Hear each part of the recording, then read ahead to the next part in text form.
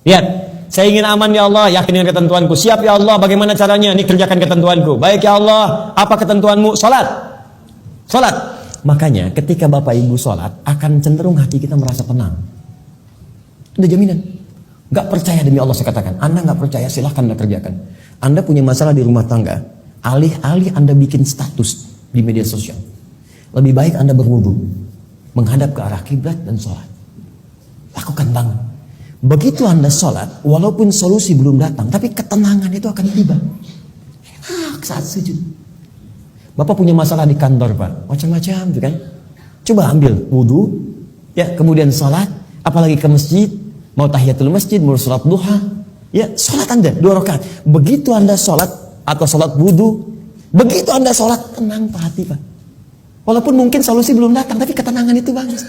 Dan tenang itu setengah dari solusi yang kita dambakan. Gak percaya silakan. Kata Allah baca Quran. Faqra'u ma tayassara minal Quran. Ya, Anda belum bisa sholat, ambil wudhu, buka mushaf, baca Quran. Demi Allah saya katakan, begitu mushaf dibuka, ketenangan akan tiba. Apalagi ketika dibacakan itu. Ya, ya Allah, saya ikhlas dengan musibah ini. Bukan suratnya Al-Ikhlas.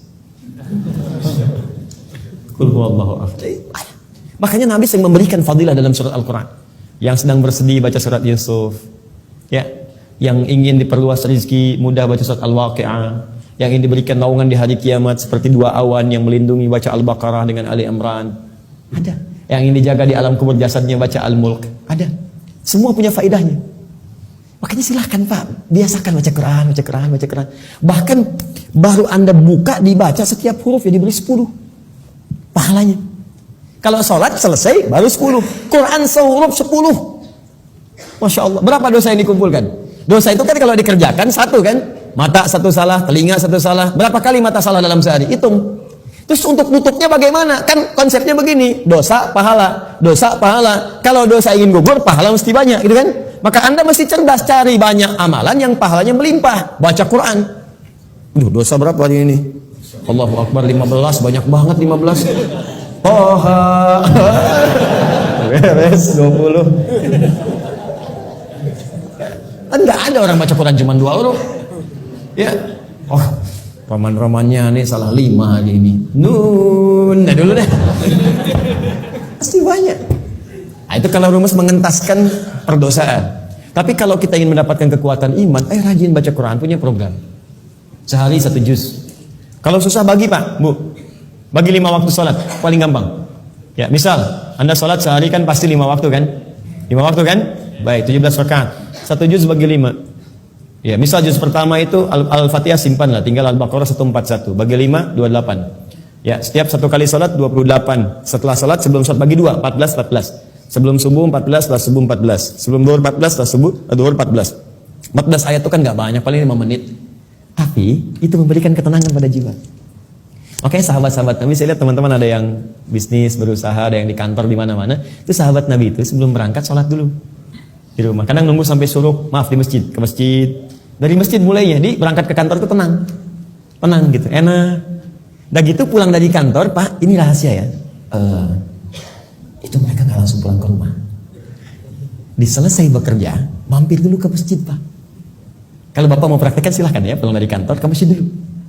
Dan itu auranya, keadaan dirinya akan beda Pak. Jadi yang dibawa ke rumah itu bukan aura kantor, aura masjid. Dan begitu Anda pulang dari kantor, bekerja ke masjid dulu. Ya, wudu, sholat. Anda sebelum berangkat bermohon kepada Allah diberikan rezeki yang baik.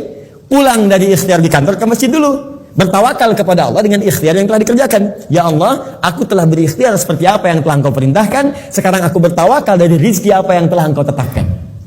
Pulang ke rumah yang dibawa aura masjid, tenang. Ini melihat istri itu enak gitu. Dan anak-anak tenang karena yang kita dapatkan itu adalah aura-aura masjid. Kalau kadang-kadang langsung ke rumah tuh beda, apalagi di jalan macet tuh kan. Pampim, proyek belum selesai. Wah, suasana bising, nyampe rumah. Assalamualaikum, Papa, diam kamu. Wah. Ya, saya sering katakan, kadang keluarga itu yang ditunggu bapaknya. Bukan status Anda di kantor. Anda boleh jadi direktur. Tapi demi Allah saya yakin betul anak-anak akan panggil Anda pulang ke rumah. Pak direktur, nggak ada. Ibu manajer, nggak ada. Ayah, papi, abi, kan? Itu, Daddy, itu yang diinginkan. Ya, Abati, itu yang diinginkan. Saya seumur-umur pulang ke rumah nggak pernah disebut Ustaz. Ada tuh. Buya. Pokoknya hilang lah semua penat segala rupa tuh. Anak saya yang pertama 3 tahun tuh siang tunggu bapaknya nggak ada, nungguin Pak, ternyata Pak. Anak air mata kita udah keluar, anak kita nungguin gitu kan. Nunggu pulang ke rumah jam 9 dia bangun. Pintu rumah depan. Buya, Masya Allah. Kelihatan wajahnya itu ceria. Main bola yuk, main bola jam 9 malam, Masya Allah. Ada orang lihat pertanyaan kayak gini kan, wajah-wajah kayak antum, pulang ke rumah, Buya, hilang itu semua. Ya, main bola yuk, main bola kita. Masih mending langsung main, ya kuda-kudaan dulu. Ya, kita jadi kuda, dia naik kan. Tapi enak aja, nikmat. Dia main, ketawa, dia ketawa, keringetan, tidur, gantiin bajunya, tidur, peluk, selesai, enak sampai subuh.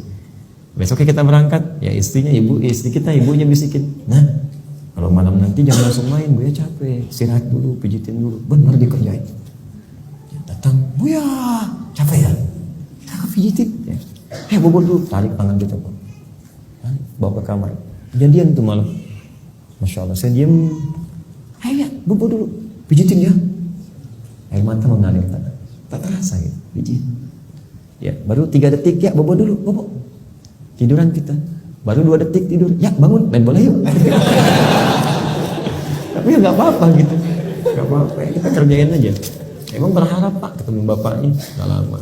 Ya makanya di Quran itu sering disebutkan bapak dengan anak, Luqman dengan anaknya, ya kan? Yakub dengan Yusuf, masih ingat? Semua anak-anak, Ibrahim dengan Ismail. Kenapa bukan ibu? Karena memang ibu fitrahnya banyak di rumah, sering ketemu ibu. Ayah punya tanggung jawab mencari nafkah, karena itu mesti ada waktu untuk anak di rumah.